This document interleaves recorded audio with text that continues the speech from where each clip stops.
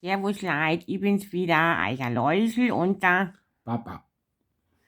Also wir sind ja jetzt beim Bayerischen Grundgesetz. Es gab ja die Sonderspezialsendung mit dem Weißwurst-Leberkäse. Das war erst sowas von, Der war sehr gut. darüber lasst sich streiten. Ich bin ja Bayer und ich finde es wichtig, dass man die Traditionen aufrechterhält und nicht mit einem Weißwurst-Leberkäse daherkommt. Aber naja, gut.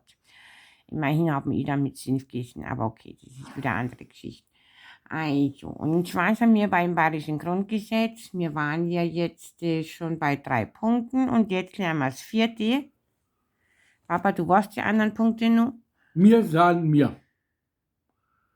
Schauen wir mal, dann sieht man schon. Schauen wir. Passt schon.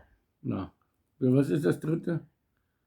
Also nichts übertreiben. Man soll nichts übertreiben. Ja, und jetzt kommt das 4.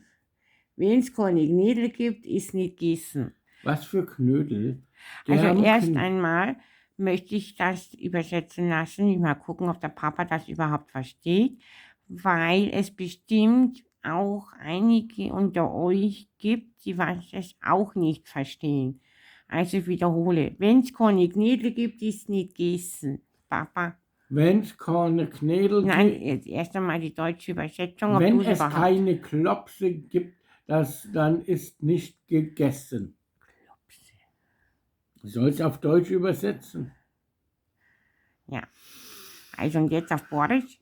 Wenn es keine Knödel gibt, ist nicht gegessen. Ist nicht gegessen? Was ist denn das jetzt für ein Deutsch? Ist doch super. Das ist ja nicht einmal ein Preisendeutsch. Ja, das war bayerisch. Das war doch nicht Borisch. Wo ist denn das Borisch?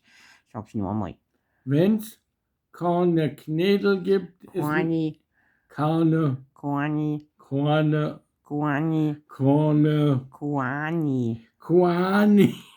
Das ist jetzt noch blöder. Korni. Wenn es keine Knödel gibt, ist nicht gegessen. Ist nicht. Wenn es keine Knödel gibt, ist nicht gegessen. Ja. Gell, super gemacht. Ja, das hast du sehr gut gemacht heute. Schaffen wir dann noch ein 5. Grundgesetz? Haben wir denn noch eins? Das sind 10. Ja, okay, dann nehmen wir noch ein 5. dazu. Das passt auch sehr gut, obwohl ich glaube, wir machen jedes Mal bloß ein Grundgesetz und dann sage ich euch nur, das Grundgesetz ist halt sehr passend, weil nämlich heute hat es ein paar Kinder gegeben, ein paar Kinder, ohne Knödel. Also habe ich nicht gegessen, nicht. Und, okay, du hast nicht gegessen. Ja.